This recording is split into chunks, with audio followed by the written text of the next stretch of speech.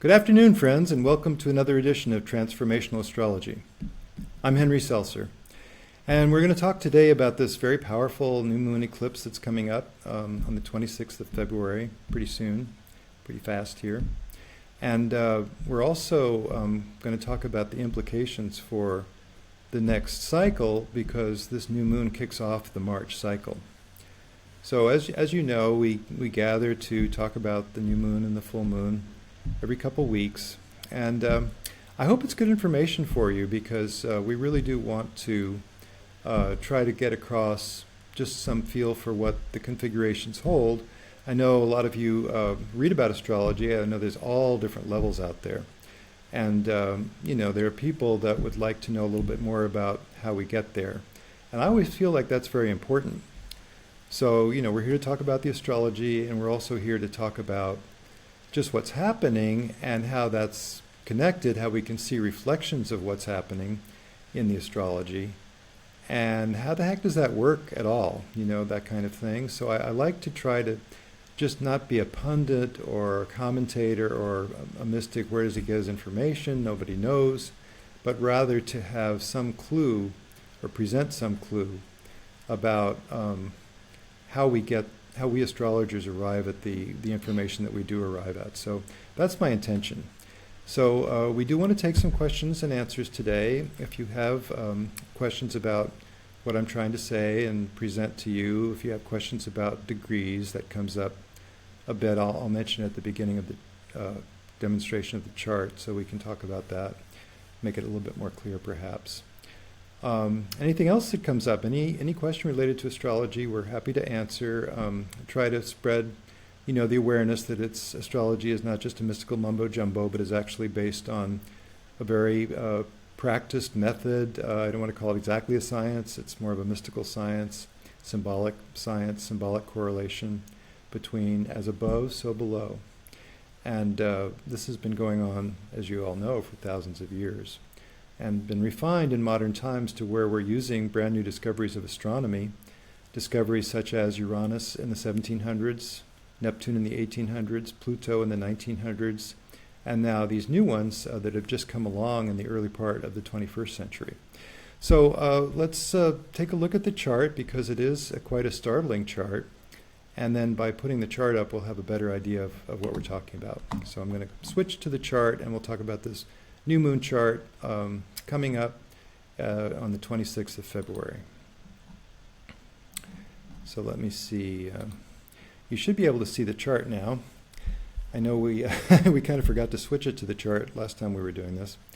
But I think you can all get a glimpse of how concentrated the planets are in this chart. There are three major planets that are outside of Pisces and Aries, and they are Jupiter, directly across from Uranus, where Jupiter has been, because it went a little bit past and then stationed, and now it's moving backwards slowly. So it's having quite a long time of a very exact opposition to Uranus. Primarily, most astrologers would say Jupiter-Uranus opposition. But remember also that Uranus, the new planet, is directly involved in this and is actually partile opposition to Jupiter. So both this whole this whole Uranus conjunction is being very much highlighted by Jupiter, and has been for the past few weeks. We've been talking about, a couple of months we've been talking about this. So let's see. I want to talk about a lot of the particulars of this chart, just to mention how very concentrated it is. I mean, look at all the planets in Pisces. The Mercury has entered Pisces. The South Node is in Pisces. The Sun and Moon are at 8 degrees of Pisces in this new moon eclipse, close to the South Node, which is what makes it an eclipse. And then we have Neptune at 11. So this new moon eclipse totally highlights Neptune. And then we have this you can almost ignore. It happens to be the rising point for the West Coast, but we don't really work with that so much, although it is that Neptune is rising as this eclipse takes place at 7 a.m. on the 26th of February on the West Coast, so on Sunday. So then we also have Chiron at 23, so that's quite a collection of planets all lined up together in Pisces And then we have 4 planets in Aries. We have Venus, which is very special right now. We'll talk about that.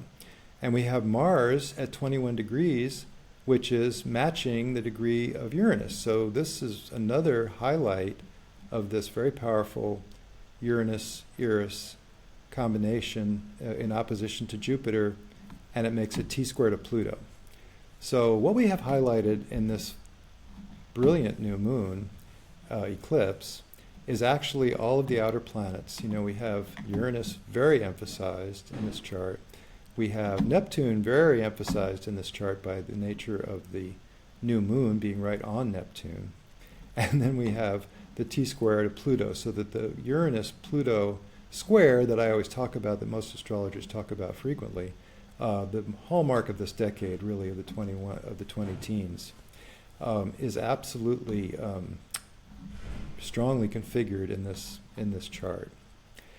And you know, I actually must apologize in a way, because I know it's like a broken record. I always say, wow, this is such an intense configuration. And then I say the next week, wow, this is such an intense configuration. And actually, they all are, you know, and more so. But this one really kind of takes the cake. So, you know, I guess I apologize for the previous hyperbole leading up to this, because it almost sounds like I say it every week, but, you know, or every 2 weeks. But, you know, actually this is a very, very powerful configuration with all the 3 major outer planets emphasized, with also being an eclipse. An eclipse is an especially strong new moon, the way we astrologers look at it. We're here between 2 eclipses. The eclipse of the middle of February, February 10th, was the full moon eclipse, lunar eclipse. And this is the solar eclipse following 2 weeks later, but this is also the new moon. So therefore, this eclipse is also very strong in that it kicks off the next 30-day cycle. So we want to think about this chart not only as the chart for what's happening on Sunday, oh my gosh, Sunday, oh my gosh, Sunday. We also want to think about this for, oh my gosh, March, because March being initiated with this very, very powerful chart here is actually going to be a pretty intense month. And you know, on the political scene, I said it all last summer. I said, well, I know that Uranus is very, very active still. And even though you've seen so many surprising events, and who would have thought Trump would be the candidate, and who would have thought that just when he was about to kind of rise a little bit more, he gets caught with locker room talk and denigrating women, and that was a terrible blow. And then, of course, the FBI director comes out, puts down Hillary's email server again. You know, that's, oh my God, email server. So, you know, I kept saying, well, you ain't seen nothing yet. You're going to see more and more surprises as this goes on. And of course, we did see more and more surprises right up till the Electoral College, which was at some point considered to be a filter to keep out unqualified persons or persons with foreign influence from being in the presidency. And that was brooded about briefly, but of course it was more of a rubber stamp as it turned out. Well, I don't want to get into politics, but I do want to say that all the surprises of the past few weeks, I have to say it again, you ain't seen nothing yet. Now, that's a bold statement because we've seen so many surprises, but I believe that there are still more revelations, startling events right around the corner, and who knows what they are, you know, of course. But of course, the scene is set, isn't it? I mean, it's not terribly impossible, is it, that there could be more strange events with this particular situation of this strange new type of president in the White House, taking on the establishment in many ways, and also promulgating business in many ways. So he's a conservative Republican of a very ordinary stripe, but of a very unordinary personality, cast of personality, and he's producing all these other effects, you know, with his stance on immigration and so on. So we have all that happening. I do want to mention briefly, if you're just joining us, we're talking about this new moon eclipse that's coming up on Sunday, February 26th. And I promised I'd talk about degrees just a little bit, so that if you're having trouble reading this, you can follow. You know, degrees kind of fool people when you talk about, oh, Pluto's at 18 degrees, and Jupiter's at 22 degrees, and here's, Mars at 21 and Uranus at 21. These degrees go all the way around the circle, and there's only 30 to each sign. So we have 12 signs, 30 degrees, 360 degrees in the circle, like, geometry always has. And then it's a way of measuring how far into the sign. So here we have, for example, the sign of Pisces with all these little marks which indicate all these planetary points. And we spread them out so that you can see them. And we say that, well, by Mercury being at 1 and the new moon being at 8, that's a pretty wide conjunction. We'd say that that was a Mercury conjunct the new moon, but it's wide, it's 7 degrees. On the other hand, when we say that the new moon is at 8 and Neptune is 11, we say, oh wow, that is a pretty close conjunction, Neptune and the new moon eclipse. We're going to have a very Neptunian time. So not only strange events, unexpected happenings, unexpected enlightenment, we could say also with Uranus. Brilliant ideas, we could say, with Uranus and Jupiter, which we always see that in terms of innovation. Things like what we're seeing now with the automated driver cars coming along, where you don't really need a driver, you just need a little robot doing everything, and probably safer than human drivers. Those kind of things, are the innovations of the SpaceX program, or the batteries, the new batteries. Those kind of technological innovations are all very much part of the scene right now, and there could be more breakthroughs that come along. And this is good because this is a way to get out of our situation. Whenever you're stuck, creativity and innovation of mental forms and new ideas is a really good way to get out of it. Think outside the box. Uranus is always about thinking outside the box. This book that was written about Uranus by Jeffrey Wolf Green was called Freedom from the Known. I've always thought that was a really beautiful way to talk about Uranus, is breaking away from this sort of stultification of what we have in the 3D universe to branch out into more transpersonal way of looking at things, more other dimensionality. And what I've started to say is we also, besides this unexpected events represented by Uranus, we also have, by gosh, a very strong Neptunian influence. Neptune in its own sign of Pisces, this new moon a couple of degrees, 3 degrees away in Pisces.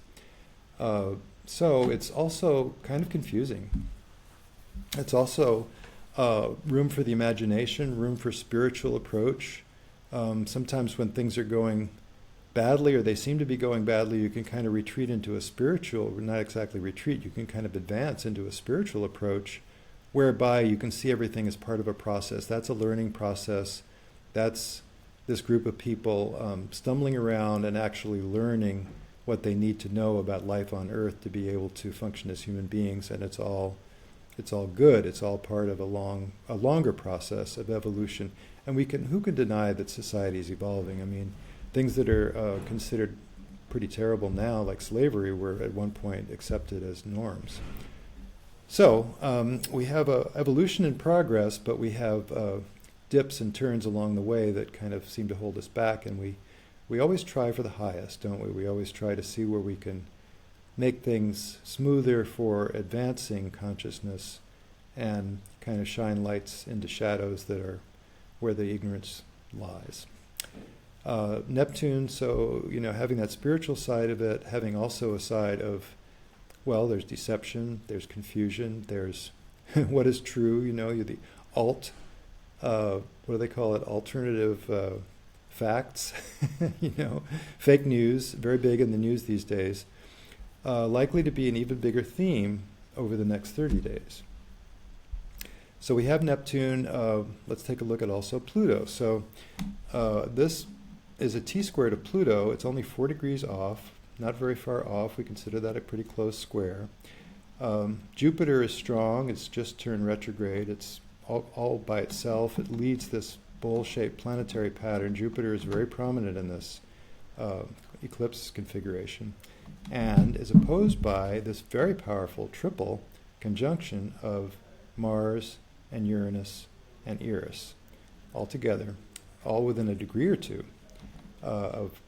within a degree of opposing Neptune and square to Pluto. So it's about 4 degrees, or 3 degrees in some cases, to about 4, to the Pluto in the sky, which has gone through its, close square in the past. 2012, 2012, we started to see these things happening that represent the Uranus-Pluto square, which is massive transformation, social transformation, individual transformation. Say about Pluto that there's usually something that needs to be let go, and it's hard to let go. And so Pluto is all about dispensing with that which no longer serves us. And seeing this Pluto-Uranus square so highlighted in this configuration makes us think that that whole process of 29 to 2020, which is what we're in the midst of, is at a very important stage right now. So I always say it's time to choose sides. It's time to really articulate your truth. And this is the message of Ingress, if you've been following me on this, the new planet Ingress beyond Pluto, named as recently as 2006, representing a feminine warrior energy for soul intention. So this is going deep, like Pluto does, to find what you most sincerely believe and you cannot not do. And once you find that, latching onto it, going forward with it, the secret of happiness, some people feel, follow your bliss, said Joseph Campbell. What is it that you most aspire to, you most deeply believe, you most sincerely believe? Act on that. So it's a very important time. It has been a very important time. It continues to be a very important time. And this next month is one of the highlighted factors in this whole, I guess, maybe this whole year, this whole at least first half of this year, with also the factor of Venus going retrograde in March. In March 4th, Venus stations right around the same degree, 1 degree further, not even a full degree, the beginning of 13 degrees. Venus will station, move backward into Pisces eventually, and then will only re-enter Aries. Let's see. I'll have to get back to you on that. I forget exactly the dates, but it takes until the end of April before it gets out of Aries. So basically, it's spending a lot of time in Aries. It's a transitional point for Venus where we consider it to start over in its cycle. So this is an Aries-Venus cycle, empowerment of women, being active in your femininity, finding a way to address peace and love in a almost militant fashion with Aries involved, and a powerful time of rethinking and reestablishing one's values with Venus moving backwards, where we have to look inside ourselves. Well, I feel like I've been talking for a lot. Is anybody asking anything? Yeah, do we have got a questions? few questions? Okay, let's Wanna take hear. one? Yeah. Okay. From Frances, she asks, I was looking at the new moon eclipse chart and noticed there are a lot of minor aspects in close orb, especially quintiles, septiles, and sesquiquadrates. What does this mean?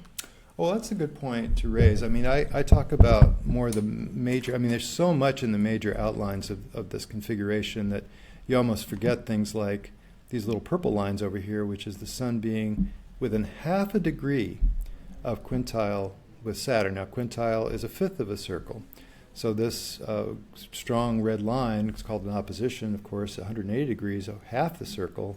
Square is a quarter of the circle. Trine is a third of the circle, 120 degrees. These are all the ones that are very prominent in most astrology work, but you can't ignore things like quintiles. They're very powerful. You know, when I was doing the work on Ingress, the research with Ingress, I would find inevitably that a close quintile within a degree or two would show up. In other words, I was aware that there was a strong feminist streak. All the feminists had a powerful presence of Ingress in their charts. And to do that, I would include things like quintiles. There's even septiles, which is a seventh of the circle. And then sesquiquadrate is a different thing. That's based on a semi-square. So you have the square, and then you have half of that as an eighth of the square, which is a 45 degree.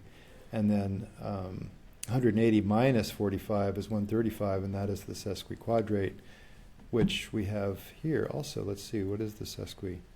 It is the sun with Jupiter. So yeah, so as the sun and moon come in at 8 degrees, they also trigger the opposition between Jupiter and Uranus, with Mars and with Eris, making that even stronger because you have the sesquio between the sun and moon and Jupiter in the sky. So it's a very powerful configuration. There's no doubt about that. You almost can't say too much about this. And thanks for that question, because it does help illuminate the little other details of astrology. Great, thank you. We want to do another one? Yeah. All right, from Laura. She asks, what should we know about our rising sign? How important is it? How does it present in our lives?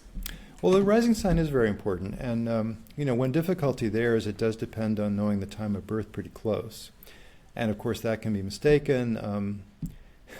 There were birth certificates that were marked with an X through the PM when somebody was really trying to indicate that that was PM.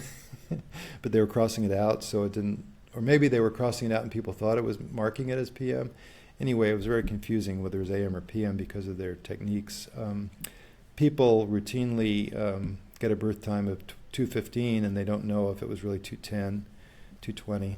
So, you can be a few degrees off on the ascendant. So, as far as using something like a degree symbol, it's not as accurate as the sun and moon, which you know pretty accurately from the birth chart with the time of birth, the date and time of birth. But on the other hand, yes, the ascendant is very important. So if we were looking at somebody's chart, let's see if I can, maybe I'll pull up a recent chart. I have John Lennon here. So this is a chart, whoops, too big. So this is a chart that everybody knows, John Lennon. And let's see, how do I do this? No, not like that. So looking at the natal chart, what we notice about him is that he's got the sun in Libra, and he's got the moon in Aquarius, which was, of course, his thinking and his political side. He's very revolutionary in his thinking, very powerfully intelligent in his words and the way he worked with people. And yet he has this Aries rising. He's kind of a pugilistic character. I don't know if you know much about his personal biography, but he was a confrontational guy. He would be, at times, difficult, and he certainly confronted authority all his life. So he was a warrior. You have John Lennon. He may have been a Libra, a peaceful Libra, and he may have had an Aquarius moon, but he was definitely a warrior personality. What they say about the ascendant is it kind of reveals the soul. It's the picture of the soul, and it also reveals the appearance. So if you have Cancer rising, you have a moon-shaped face, you're wearing your heart on your sleeve all the time, people know how you feel you can't really conceal that.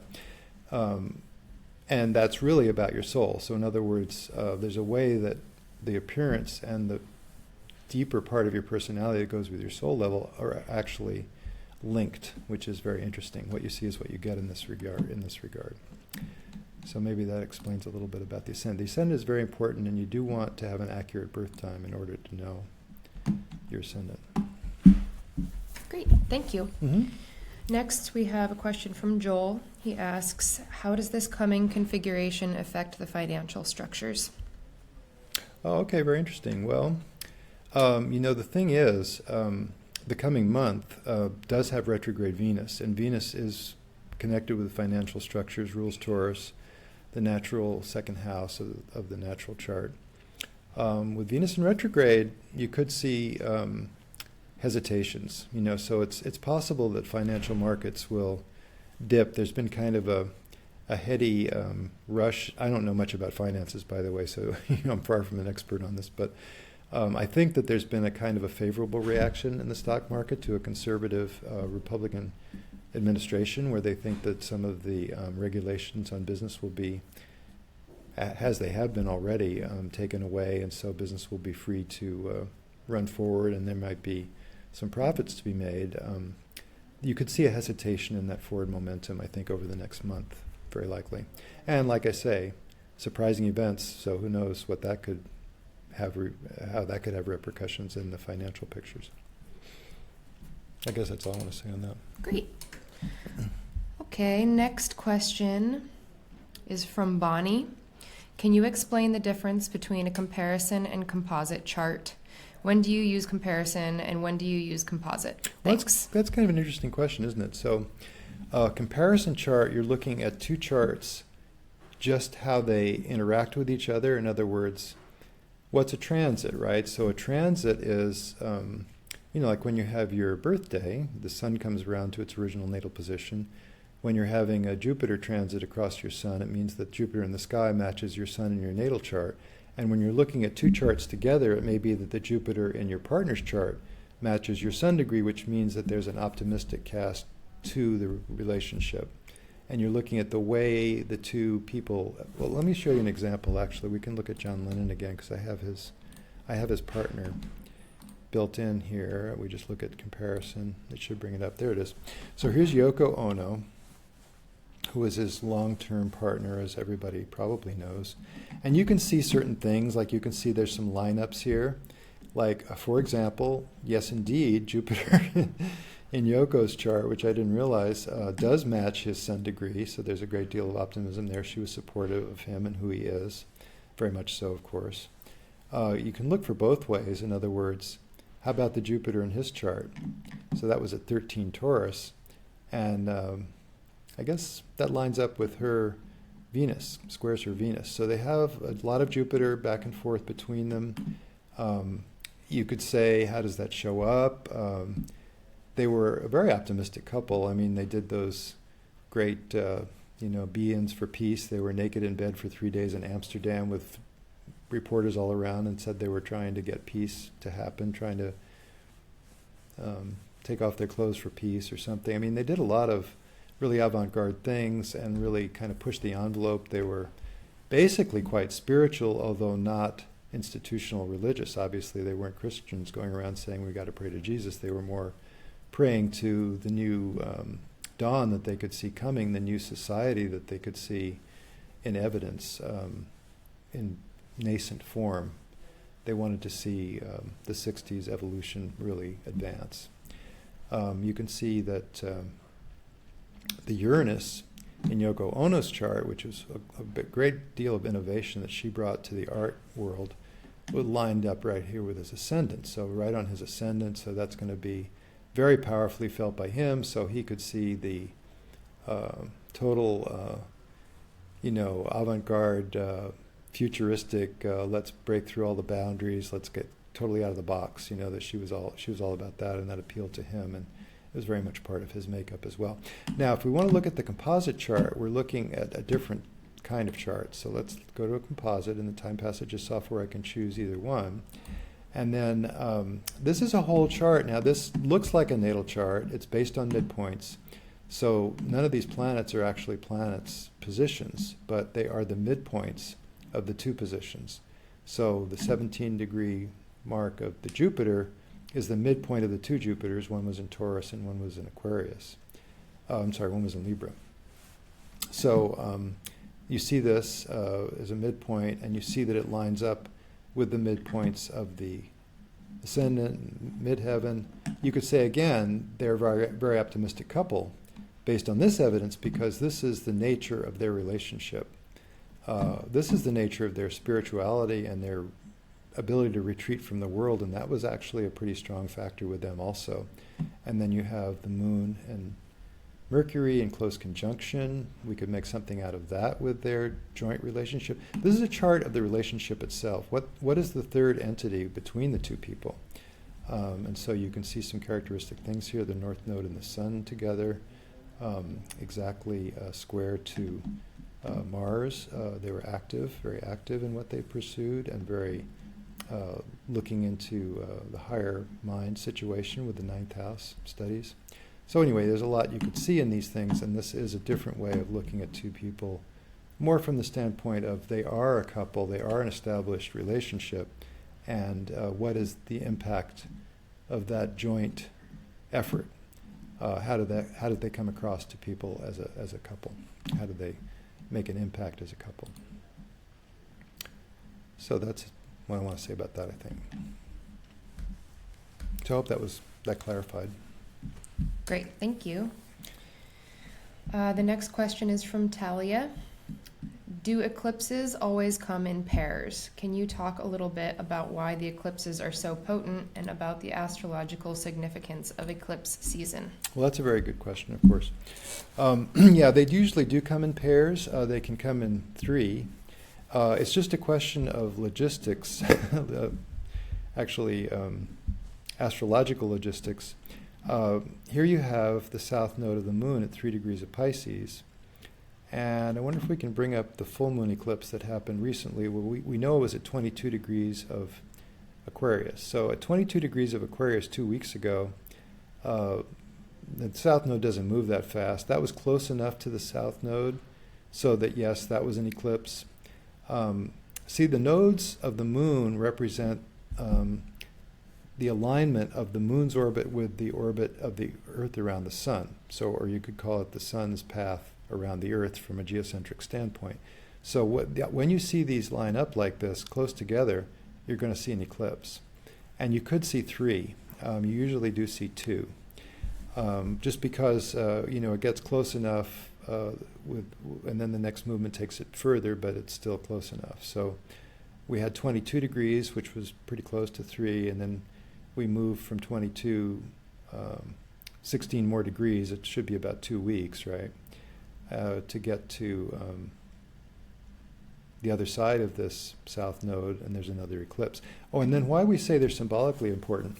So eclipses, because they do align with the nodal axis, which is a powerful factor in astrology also. We don't talk about that much, but it is a powerful factor mostly in natal astrology.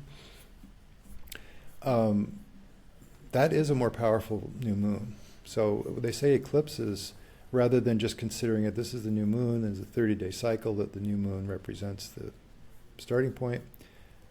We actually will say that the influence of an eclipse, the so-called influence, I call it a symbolic alignment, but it's the same thing.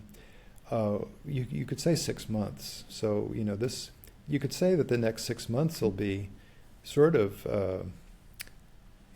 symbolically indicated by this eclipse configuration. So we're in for a rather surprising series of events all the way up through the summer, which will include, by the way, I'll throw in Uranus and Eris in exact conjunction. You can see that Uranus is creeping up on Eris. It's at 21:59, about to be 22.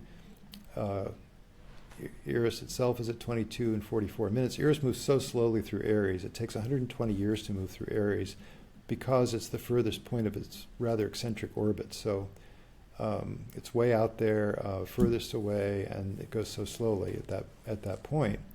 And here Uranus can catch up to it rather easily. And so there will be, in March, actually, again in March, I forget which day, that conjunction becomes exact again. So this is, even now, you can see it's less than a degree. So this is a powerful harbinger of more wild times and crazy events, and really calling upon us to represent our deepest truth and come from that place when we're doing our work.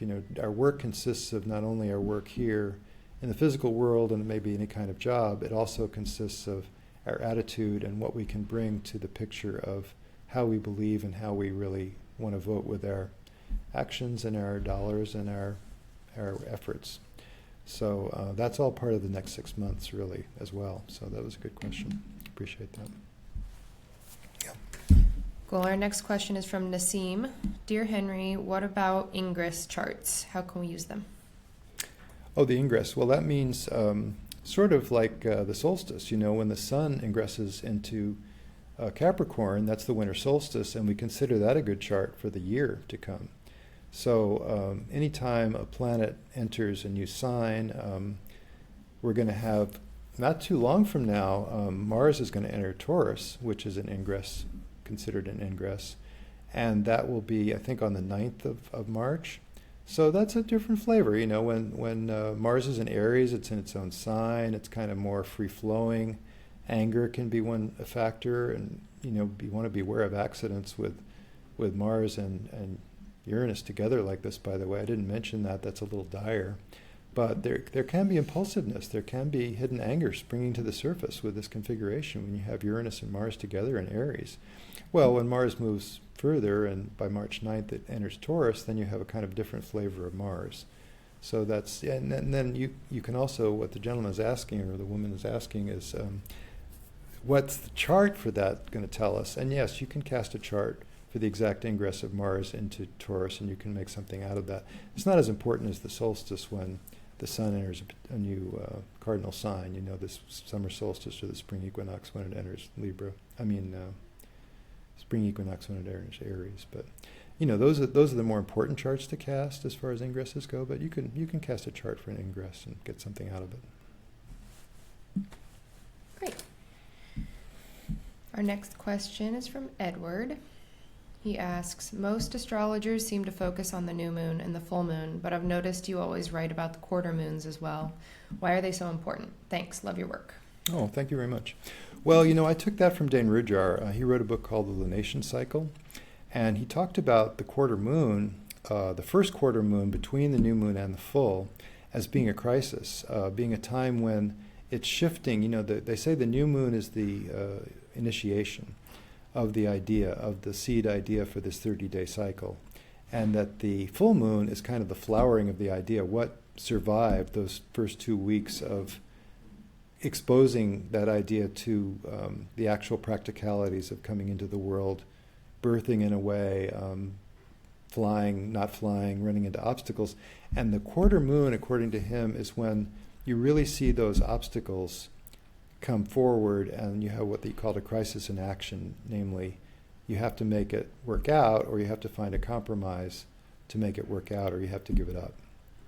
And similarly, as you're crossing from the full moon to the next new moon, you're going from something that, let's say, succeeded to the next idea, which may be a little different. Maybe it's another step in the further evolution of your thoughts or your actions or your deeds or your building, you know, if you're building a house, whatever.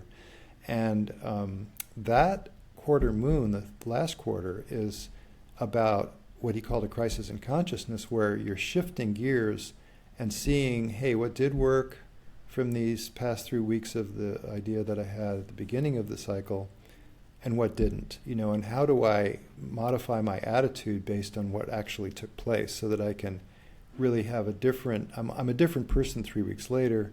That quarter moon is in between the two, so it represents, you know, it's a square between the sun and moon. It's a powerful time.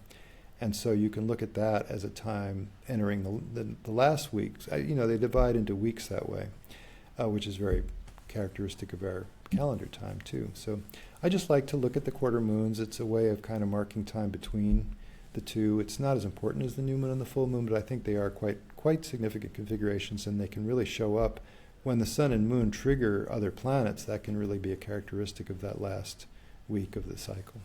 So yeah, I find them effective and interesting to comment on.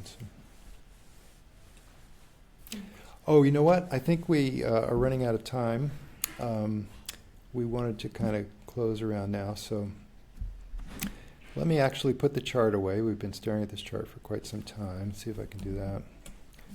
And you know, let me just say that I think that it's really important to recognize that we are in a powerful time. You know, it's helpful to have the astrology because it kind of points the way to what's going on. You know, we might be thinking to ourselves, wow, this is really strange stuff, and then we might be trying to forget about it. You know, let me sleep in a little bit later and not even think about it because I don't want to deal with it.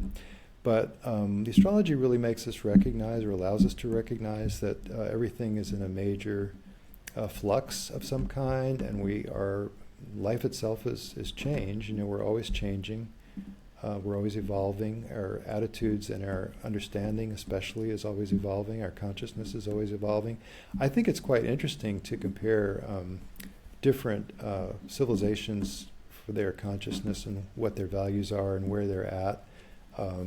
If they're 21st century civilizations, or if they're maybe stuck in a previous, you know, people get into traditionalist places, and then at some point they change, revolutions happen, or, you know, it can go a little bit more smoothly.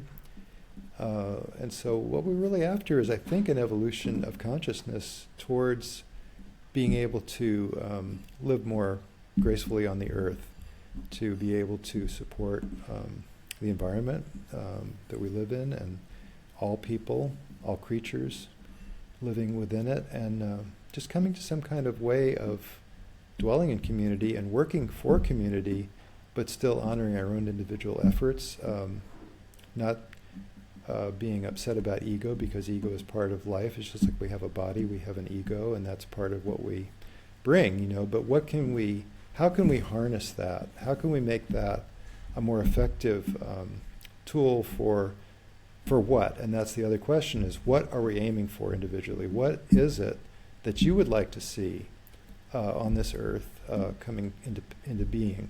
And what is your particular goal? You know, what is it that you can feel inspired to contribute? And tuning into that, no matter what it is that you're doing for the money and whatever it is that you're also involved in, tuning into your basic direction, life direction, what you would like to see happening, you know, be the change you want to see in the world around you, they say. I think it's inspiring, and I think that's where astrology can really help us tune in. And of course, looking at this Sunday's chart, we know that not only Sunday, but the month to come, the month of March primarily, toward the end of March is another new moon, will be a very powerful time, and maybe even this whole 6 month that's kicking off will be a very powerful time of trying to get our alignment, trying to see where we align with, you know, what we align with and what we want to foster and how we want to react to what we see and speak up when we need to speak up. And there's been some very powerful examples of that recently. There's been Standing Rock, which I think is a beautiful thing. I mean, these people saying, hey, you know what? I don't know if you guys all are completely familiar with the history of it, but they were going to put that pipeline under the Missouri River upstream from a big town, and the town said, no, don't do that. We don't want the chance of polluting our water supply. So then they put it upstream from the Indian reservation, and of course the Indians are saying the same thing, but they don't have the same clout, which is unfortunate because they were treaties, and the treaties were violated, and the Indian tribes there, primarily I guess it's the Apaches, said, Lakota Sioux, said it's enough. You know, we're going to make a stand.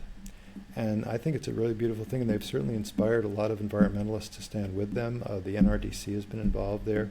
It turns out that the environmental impact statement, the EIS, which is required, was skirted. You know, they didn't do it, which they're supposed to.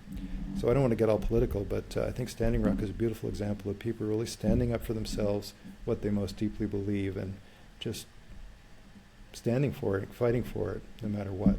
So that's what we all could benefit from in our own lives, is seeing where we align and where we can make a difference. So that's it for today, and see you in a couple of weeks. Have a great couple of weeks, and ride the wave.